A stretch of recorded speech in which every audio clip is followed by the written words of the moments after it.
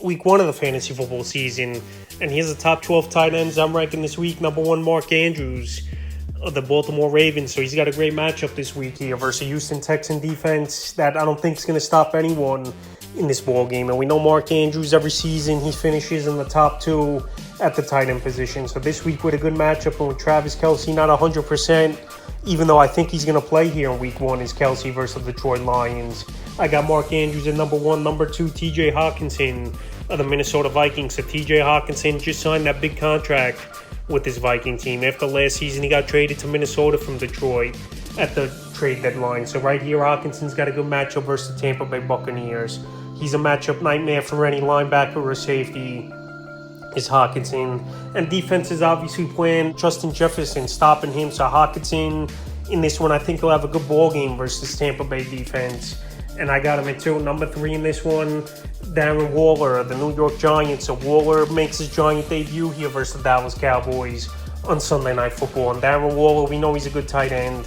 We know he can make all the plays, but injuries have definitely been a problem for Waller over the last two seasons. When that goes to a Giant team where I still think they're a run-first team, obviously with Saquon Barkley, and obviously Daniel Jones is a quarterback that could rush anywhere from 500 to 800 yards every season, and we saw that last season with Daniel Jones. But in this one versus Dallas, they don't have great linebackers for the most part.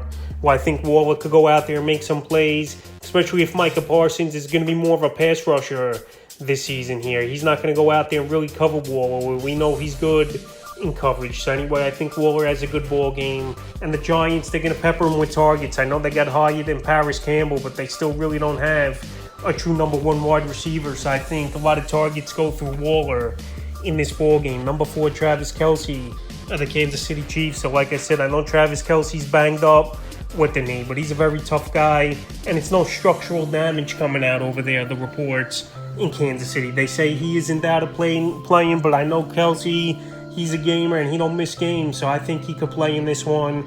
And even at, let's say, 60-70%, I think Kelsey could go out there and put in a big game. I did bump him down the rankings. Obviously, if there was no injury concern here, I would have had him at number one, but if he does play in this game, like I said, I think he puts in a top-4 performance at the position. Number five, Dallas Goddard of the Philadelphia Eagles. So Dallas Goddard, he's been a solid tight end over the last few seasons. Him and Jalen Hurts have good chemistry. And he's another tight end that he gives linebackers and safeties problems with his frame and his ball skill as well. He's got pretty much anything in his area, he's going to catch it, and he's got good hands. And this week here at New England, I think Bill Belichick, he's going to try to take A.J. Brown out of the game plan. And we know that with Bill Belichick. He picks on one main player on that offense, and he lets other guys try to beat him, and that's what's going to be the case here. So I think Goddard has a good ball game. I think Belichick's going to try to take Brown out of the equation, and that could be more targets and more opportunity for Goddard. This week, number six, George Kittle of the San Francisco 49ers. So George Kittle, he's questionable as well with an injury here going into the week, but I think he's going to play in this one possibly as Kittle. Last season, he had double-digit touchdowns, which was a good number to see. But besides that, the receptions and yards definitely did take a hit with Kittle, but Purdy knew how to find him in the big situations in the end zone. So this week here, not a great matchup with the Pittsburgh Steelers. We know they have a solid defense, but I still think Kittle could go out there and have a good ball game as long as he plays. And if he doesn't play, obviously, you're going to have to look for another tight end option on your roster if you're the George Kittle owner. This week, number seven, Kyle Pitts of the Atlanta Falcons. So Pitts, obviously, he was a top pick a few seasons ago in the NFL draft. Last season, injuries did him in, and his rookie season was an up-and-down type of year. But this week here, a good matchup versus the Carolina Panthers coming over there to Atlanta. Kyle Pitts, we know he's athletic. We know he can line up at the outside as a receiver. That's just how talented and quick he is. But quarterback's definitely a problem, obviously, the last few seasons. Well, Mariota last season and Desmond Ridder, I don't think is going to bring much. Taylor Heineke, in terms of fantasy purposes, getting the ball to a Drake London and obviously a Kyle Pitts, I think would do more for these guys than Desmond Ridder. But this week here with a good matchup, and like I said, the matchup problem Pitts could give defenses, as long as he could get open and make plays and get the football to him on time, he could be a solid tight end this season. Number 8, Evan Ingram of the Jacksonville Jaguars. Ingram had a breakout season after people were waiting for years for him to do that with the New York Giants, but it finally came to fruition for him with the Jaguars, and he got obviously the franchise tag, so now he's going to have a good matchup in Indianapolis. Fast carpet indoors in this game. And now with Calvin Ridley there, I know it's another mouth to feed on this Jacksonville offense, but it's going to open up the middle of the field more as well. And he's another big target and another player with good speed at the tight end position and is a matchup problem. So I got him at 8 this week. Number 9, David Njoku, Cleveland Browns. So David Njoku last season, he was pretty solid with Jacoby Brissett, but once Deshaun Watson came in, the offense as a whole, the production went down over there in Cleveland. But now with a full training camp and time to build chemistry with Njoku and obviously Deshaun Watson, I think he could be a solid tight end once again. I know he's going to lose some reps and receptions here with Elijah Moore coming to town in a deal with the New York Jets, but Njoku's still a big player that can make plays in the middle of the field. He causes matchup problems for the most part for most safeties and linebackers.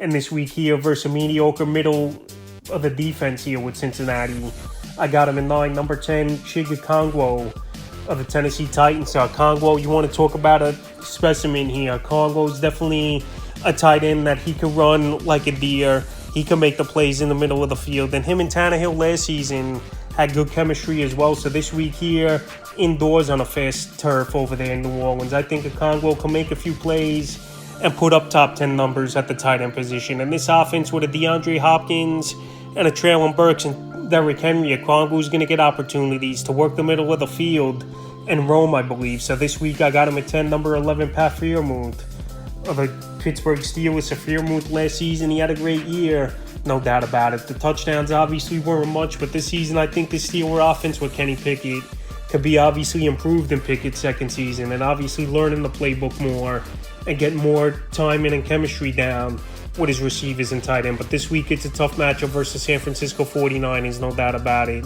But like I said, Freiermuth, he's a security blanket, and that's a quarterback's best friend, a young quarterback, is the tight end position. So I think Freiermuth this season will be solid, no doubt about it. But this week I'm a little down on him with the tough matchup, and I think this is a game where it's a grinded out type of ball game, and we're not going to see a lot of passing and receiving here for the Steelers. And the 12th and final tight end I'm ranking this week's Gerald Everett, a Los Angeles Chargers. Everett last season, he had some pretty solid ball games, but now adding another good weapon to this offense here is going to take away from Everett's production, I believe, here, with Quentin Johnson added as a first-round pick in the offseason. And they still got Joshua Palmer, who had some solid fill-in games as well last year for this Angeles Charger team. But this week here, it's a good matchup versus the Miami Dolphins. This ball game, the over-under is a big number, and I think it's going to be a potential shootout. And both these offenses can get up and down the field in quick time. So right now, it can be a lot of possessions in this game. And I think Everett could carve out 10 fantasy points possibly in PPR leagues. So that's the top 12 tight ends I'm ranking here for week 1 of the fantasy football season.